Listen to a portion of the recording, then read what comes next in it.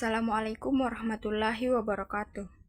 Perkenalkan, nama saya Nadia Kirana, NIM 923349021112. Prodi Pendidikan Bahasa dan Sastra Indonesia, semester 3 Induk, dosen pengampu Ibu Wahyuni Hasbul, SPD, MPD. Baik, di sini saya akan membahas tentang hubungan antara bahasa dan proses kognitif. Hubungan antara bahasa dan proses kognitif terbagi menjadi beberapa bagian. Yang pertama, pengelolaan bahasa.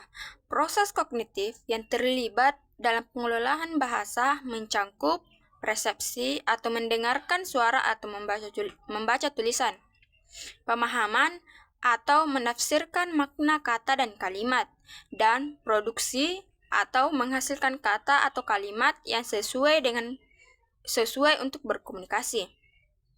Semua proses ini terjadi dengan sangat cepat dan seringkali tanpa disadari. Yang kedua, mengenal kata. Ketika kita mendengar atau membaca sebuah kata, otak kita harus mengidentifikasi kata tersebut dan menghubungkannya dengan makna yang relevan dalam konteks yang sedang dipahami. Proses ini melibatkan memori jangka panjang dan pemrosesan fonologi atau suara dan semantik atau makna. Yang ketiga, struktur kalimat. Selain mengenal kata, otak juga harus mengurai struktur kalimat untuk memahami hubungan antara kata dan makna yang ingin disampaikan. Ini melibatkan struktur gramatikal dan semantik atau makna kata dan kalimat. Yang keempat, pengolah kalimat dan pemahaman. Proses pengolahan kalimat dalam otak melibatkan pemahaman struktur kalimat yang kompleks. Parsing adalah proses mental yang mengurai kalimat untuk memetakan kata-kata dan frasa menjadi struktur yang dapat dipahami. Ini melibatkan penggunaan aturan gramatikal dan konteks semantik.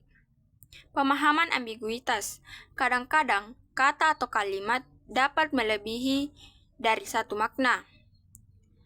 Proses kognitif yang terlibat dalam pengatasan ambiguitas ini adalah bagaimana otak memilih makna yang lebih relevan berdasarkan konteks yang ada. Yang kelima, pengaruh konteks dalam pengolahan bahasa. Konteks sangat penting dalam pemahaman bahasa.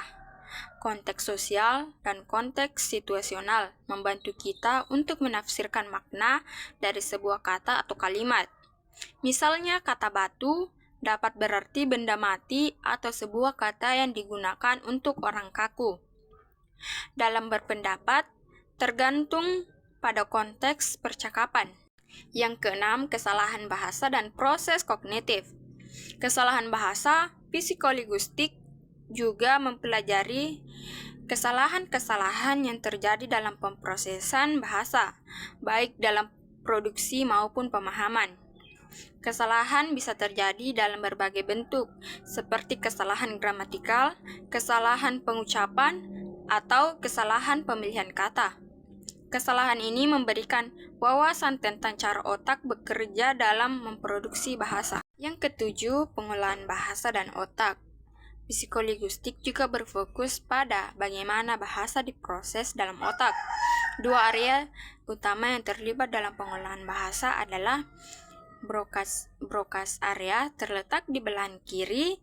Bagian ini terlibat dalam memproduksi bahasa dan kemampuan berbicara. Wernicke's area juga terletak di belahan kiri otak. Bagaimana ini bertanggung jawab untuk pemahaman bahasa. Kerusakan pada area-area ini dapat menyebabkan gangguan bahasa, seperti afasia Broca atau kesulitan berbicara, dan afasia Wernicke, kesulitan memahami bahasa. Yang terakhir, kesimpulan.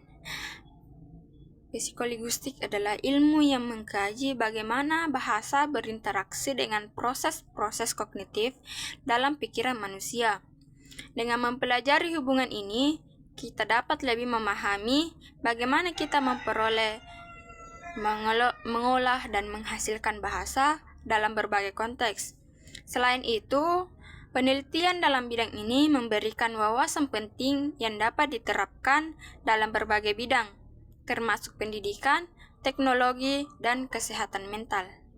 Sekian dan terima kasih. Assalamualaikum warahmatullahi wabarakatuh.